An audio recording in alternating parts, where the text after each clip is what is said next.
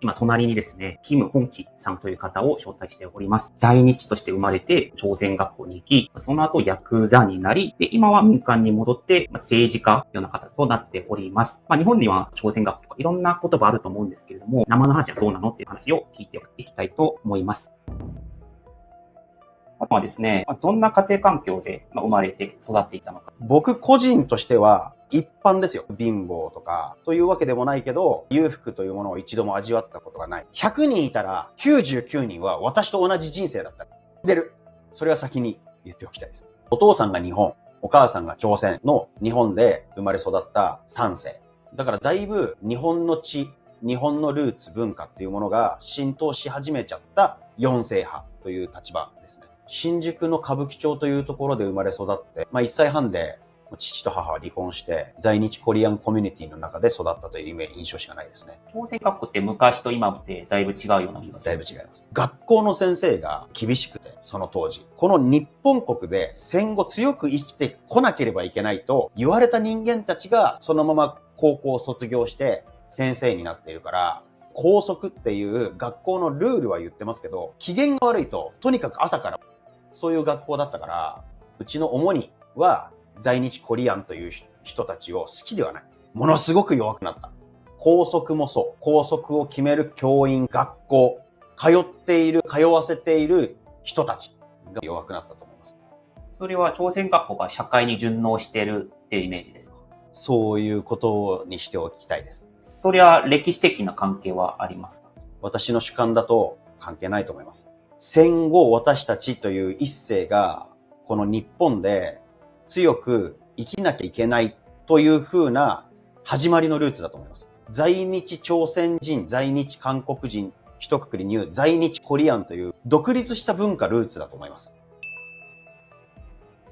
強く生きなきゃいけないというイメージですか？しっかりとした仕事についている方は多いですよ。ただ、当時は私の親の時代、おじいちゃんの時代は仕事自体が日本の大手、三菱とか三井住友、そういった大きな財閥というところにはもちろん大手には勤められないですよね。簡単に言うと日本が守るべくした家柄の会社にはつけなかったですよね。それは昔。そういうのはどうやってわかるんですか？おじいちゃん、お父さんの代から、これだけの頭のポテンシャルがあって、偏差値、学位も高いのに、そういったところには勤められない。私たちの学校の時代は、高校卒業18歳で、高校卒業式といっても、卒業証書もらっても、卒業認定とは見なされなかった日本国の法律だったんで、だからわざと大研行って、高校卒業課程というものをもらって、大学に行くんですよ。でも、落とされてますね。朝鮮学校っていうのが入っただけで、入れなかったですよね。日本のカリキュラムに従わなければ学位を与えないのが当然もあると思います。そのカリキュラム、日本の方とは乖離してるかな。朝鮮学校の教え方と日本の教え方、授業の内容すら違いますよね。韓国との関係性とか日本との関係性ってどのように教えられていましたか？私が学校の中で不真面目だったというのもあるかもしれないけど、韓国のルーツっていうのは全く教えないんですよ。眼中にないとか、そういうわけではなく、掲げている唯一の一言っていうのは、チョグ・トンゲル、祖国統一なんですよ。で、朝鮮半島のことについてはルーツとして習うんですけど、テハンミング韓国としての一つの独立した国家のルーツというものは、ほぼ教えないんじゃないですかね。これを面白く感じてですね、韓国では北朝鮮が第一の敵というか、そこは包み隠さず言ってくれるんですね。私たち朝鮮半島民族って考えてるルーツを教えてるんですよ。だから韓国という授業もないですし、教えるっていうものがないです。朝鮮半島の今までの地理、歴史、どういう朝鮮が出来上がったのか。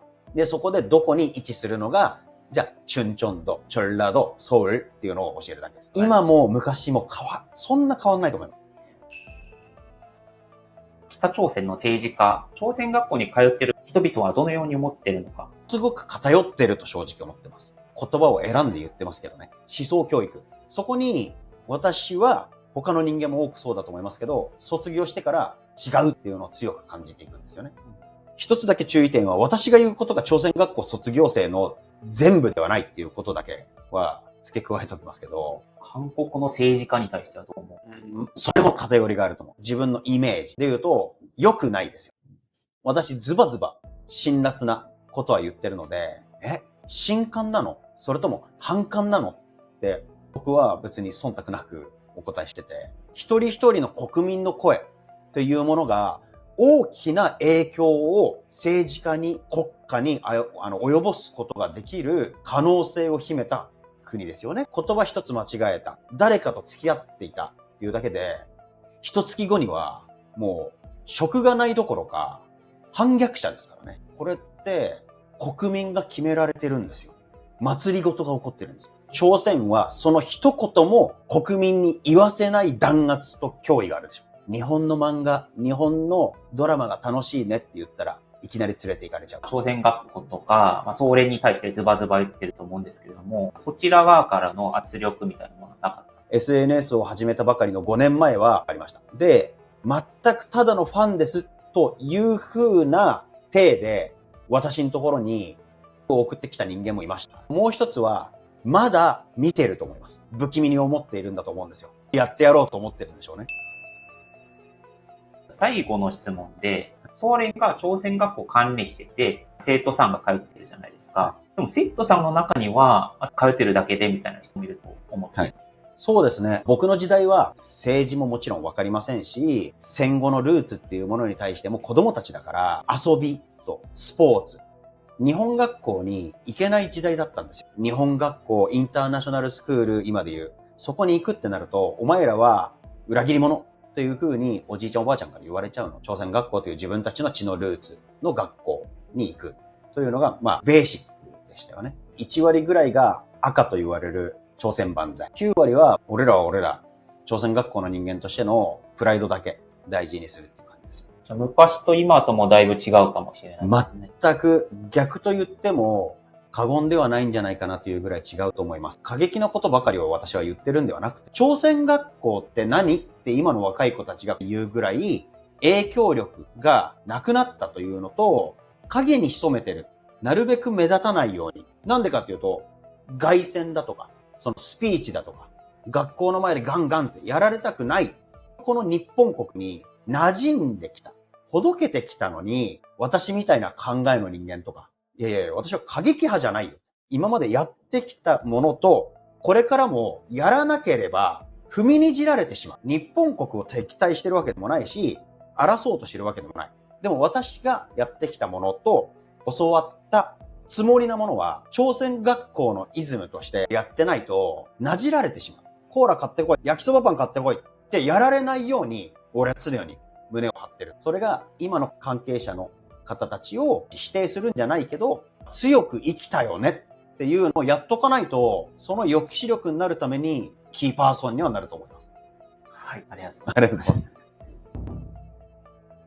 というところで、朝鮮学校についていろいろ聞かせていただきました。で、僕が話したかったのは、朝鮮学校悪いとか良いとか、朝鮮総連が悪い良いとかの話ではなくて、多様な面があるかなと思っていて、その一面として、本気さんはこういうふうに考えていますってことをお伝えしたかったです。で、次の動画ではですね、今、本気さんは一回ヤクザになったことがあるんですけれども、どのような背景があったのか聞いていきたいと思います。はい、以上で動画を終わりにします。パクンでした。